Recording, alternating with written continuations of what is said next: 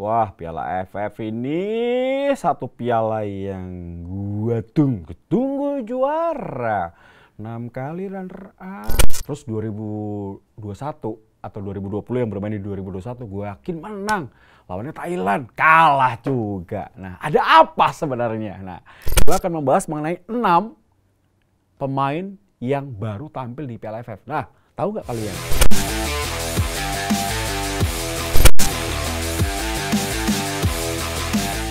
Wah, Piala AFF ini satu piala yang gua tunggu juara. 6 kali runner up. Sudah mulai sepertinya. Hai, kembali di atas kertas. Kali ini akan membahas mengenai sepak bola pastinya. Gue lagi baca-baca mengenai Piala AFF karena tentunya persiapan gue juga untuk siaran. Nah, gue akan membahas sebuah hal yang menarik. Karena tentunya di atas kertas semuanya indah. Di atas kertas semuanya sempurna. Meskipun dalam kenyataannya tidak sesuai dengan hidup kita atau kenyataan ekspektasi kita. Tinggal bagaimana kita menyikapinya. Nah, kali ini gue sendirian lagi nih, karena gue ingin beropini, gue ingin bercerita tentang apa yang gue pikirkan tentang tim nasional Indonesia. Ini tim nasional kita sudah 6 kali loh menjadi runner up. Gue pengen banget nih juara 2010 ketika gue siaran final, kalah gitu. Itu yang paling berpeluang besar. Terus 2021 atau 2020 yang bermain di 2021 gue yakin menang. Lawannya Thailand, kalah juga. Nah, ada apa sebenarnya? Nah, ini memang banyak hal yang membuat kita susah juara. Tapi kali ini di tim 2022 ini gue sedikit lebih yakin dibandingkan dengan tahun lalu. Kenapa? Karena gue lihat puzzle-puzzle yang kurang mulai ditutupi oleh Sintayong. Meskipun liga kita nggak jalan. Masalah Kanjuruhan. Tidak ada TC yang panjang dan juga tidak ada persiapan pertandingan persahabatan. Ini penting banget loh. Tapi ini pernah dialami loh oleh Thailand di tahun 2021. Tapi mereka juara. Cocok logi. Waduh, kalau cocok logi ini nggak penting banget nih. Mereka bisa, kenapa kita tidak? Gitu. Bener nggak? Bener dong. Nah, di sini gue akan melihat sebetulnya bagaimana 23 pemain yang dibawa oleh Sintayong dalam Piala AFF 2022. Kalau melihat dari posisi penjaga gawang, ada Riyandi, Sahrul Trisna, dan Gunadeo. Ini udah oke lah. Kemudian di lini belakang ada Edo Febriansyah, ada Jordi Amat, ada Rizky Ridho, ada Pratama Arhan, Asnawi Mangku Alam, Hansa Muyama, dan Fahrudin Arianto. At least di sini ada 4 pemain yang berposisi sebagai center back. Tapi ada juga pemain sebagai full back. Ada Edo, ada Pratama Arhan, ada Asnawi, dan juga tentunya versatile player, yaitu Yaakob Sayuri. Nah, cukup aman. Kemudian di tengah, wah di tengah ini gue nyaman banget nih dengan materi yang ada. Semoga mereka tetap kuat ya. Ada Marcelino Ferdinand, ada Sadir Ramdhani, Witan Sulaiman, Egy, Rahmat Irianto, Ricky Kamboya, Sahrian Abimanyu, dan juga Mark Locke. Cukup lengkap ya, mau main formasi 3-4-3, 4-3-3, aman coy. Iya, oke. Untuk di depan, nah di depan menarik juga nih. Kembalinya striker yang pernah bermain di tahun 2017, Ilyas Pasoyevic dipanggil lagi.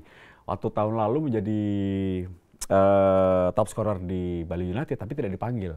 Ternyata memang kata Sintayong tidak sesuai dengan skema permainannya. Ternyata benar, cepat banget mainnya kan. Nah, Ilyas Pasoyevic rada susah. Kemudian ada Dendi Sulistiawan, Muhammad Rafi, dan juga Ramadan Sananta. Itu pemain-pemain yang menarik. Nah, di sini apa sih yang mau dicurhatin atau opini Bung Tio? Nah, gue akan membahas mengenai 6 pemain yang baru tampil di Piala AFF. Nah, tahu nggak kalian? Ada 6 pemain debutan atau belum pernah tampil di Piala AFF sebelumnya. Dari 23 pemain, ada 6 di antaranya. Siapa saja? Nah, ini menarik. Kita bahas dulu satu persatu ya. Yang pertama adalah Jordi Amat. Jordi Amat jelas, karena dia baru naturalisasi. Baru satu caps menghadapi Kamboja. Bahkan ketika menghadapi pertandingan kedua, menghadapi Brunei, dia tidak main. Jordi Amat 30 tahun.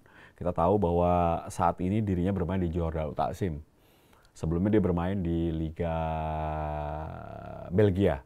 Nah di video sebelumnya kan gue pernah ngomong, gue dibully sama netizen Indonesia. Gue bilang, ngapain Jordi Amat?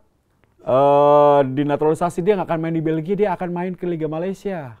Meskipun dibully dalam beberapa bulan, akhirnya ketika dia pindah ke Indonesia, bener kan? Dia main di Johor Darul Takzim. Ya kan? Buat Malaysia juga, tapi nggak apa-apa. Dia main cukup bagus untuk Indonesia. Ini pertama kalinya dia bermain untuk Piala AFF untuk Indonesia. Siapa pemain kedua, Bung Tio? Yang kedua adalah Yaakob Sayuri. Wes. Yaakob Sayuri, 25 tahun, pemain dari PSM Makassar. Dia baru 4 caps. Bermain atau 4 kali bermain untuk tim nasional Indonesia. Nah, yang menarik dari Yaakob Sayuri ini, dia kenapa dipilih oleh Sintayong? Karena dia bisa bermain di berbagai macam posisi atau versatile player, bahasa kerennya gitu. Dia bisa bermain di left back, di right back, dia bisa left winger atau right winger, wah kan? Yang dia nggak bisa kiper. Iyalah, jelas dia nggak bisa kiper.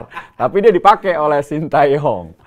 Nah, itu menjadi satu hal yang cukup menarik karena memang PSM saat ini berada di papan atas Liga 1, salah satunya akibat permainan yang diberikan oleh Yaakob Sayuri. Itu. Jadi Yaakob Sayuri top, ewako. Nah, gitu kalau orang Makassar bilang. Nah, berikutnya adalah Marcelino Ferdinand. Nah, ini pemain yang memang sudah bermain di tim nasional U16 sejak di Bima Sakti hingga saat ini. Dia Persebaya Surabaya, nah sudah 8 caps di timnas senior ya dan 1 gol.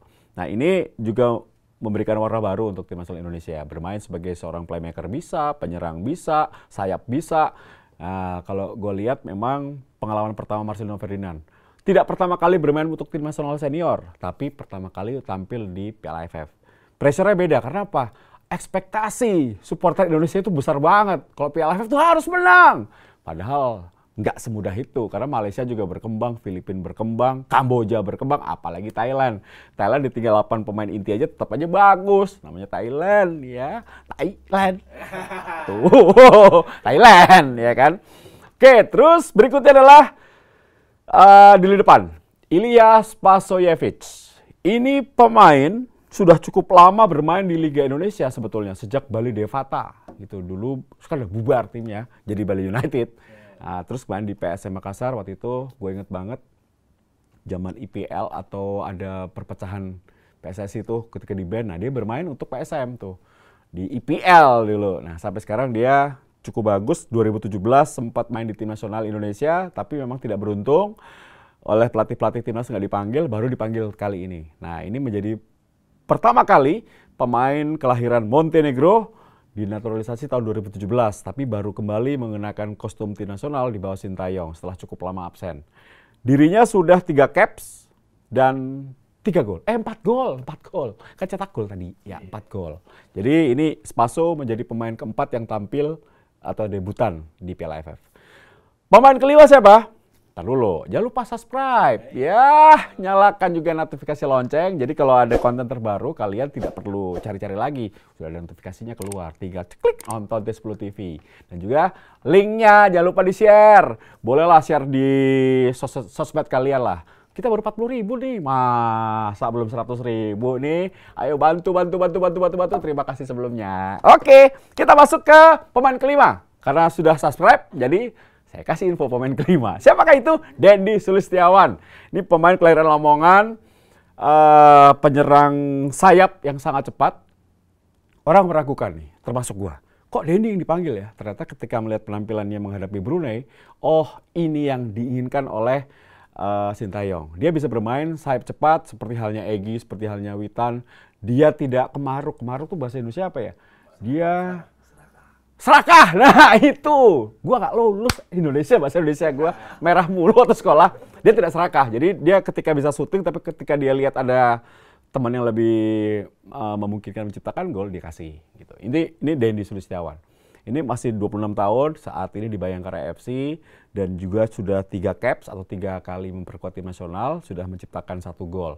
Semoga saja ini Dendi bisa menjadi opsi ya ketika Witan kelelahan, ketika Egy Maulana kelelahan, Sadil Ramdhani kelelahan atau rotasi dibutuhkan, Dendi langsung tune in dan dia sudah buktikan ketika Indonesia mengalahkan Brunei. Semoga terus berkembang Dendi untuk tim nasional Indonesia. Ini pertama kalinya juga tampil di Piala AFF, tentunya tidak demam panggung ya, langsung tampil bagus. Terakhir, pemain ke-6 siapa? Ramadan Sananta.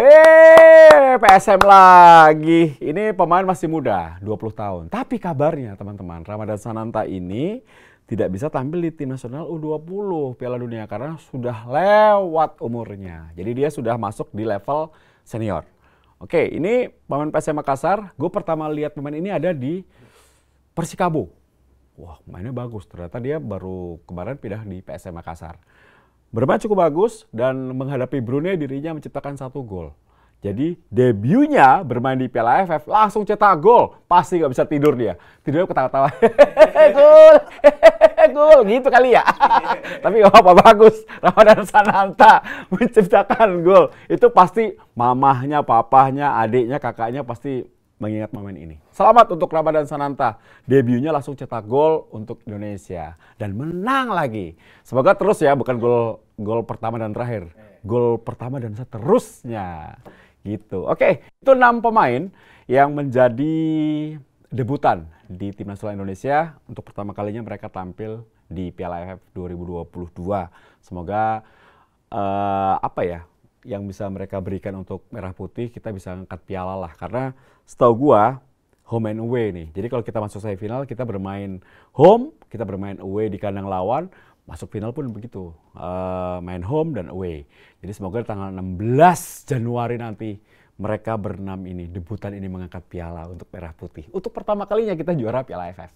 Gitu teman-teman, semoga doa kita sama, harapannya diijabah, dan akhirnya kita menjadi juara untuk pertama kali di Piala AFF. Amin, amin, amin, amin, amin. Ya Allah, amin. Oke, itu opini gua, dan gue salut untuk mereka-mereka yang tadi gue sebutkan namanya. Jordi Amat main pertama di Piala AFF bagus. Jakub Sayuri main pertama bagus, cetak gol dan juga asis. Kemudian Marcelino main pertama asis. Kemudian Ilyas Pasojevic juga asis, cetak gol juga, ya kan? Bagus kan? Deddy Sulistiawan tidak cetak gol tapi main bagus, asis. Dan Ramadan Sananta main cetak gol. Loh, 6-6-nya debutan ini bermanfaat untuk kemenangan Indonesia dan memberikan kontribusi yang luar biasa. Semoga ini bisa memberikan awal yang bagus, harapan bagi kita pecinta sepak bola yang sudah cukup lama ya menantikan kapan sih juara Piala AFF. Terima kasih teman-teman. Sampai ketemu di lain kesempatan. Jangan lupa subscribe, sekali lagi bantu supaya tetap up. Makin banyak subscribe, makin semangat gue bikin konten untuk teman-teman semuanya. Semoga gue terus bisa menghibur, memberikan opini, hiburan untuk sepak bola nasional melalui T10 TV. Sampai ketemu lagi di lain kesempatan. Tio Nugroho, sign out. Bye.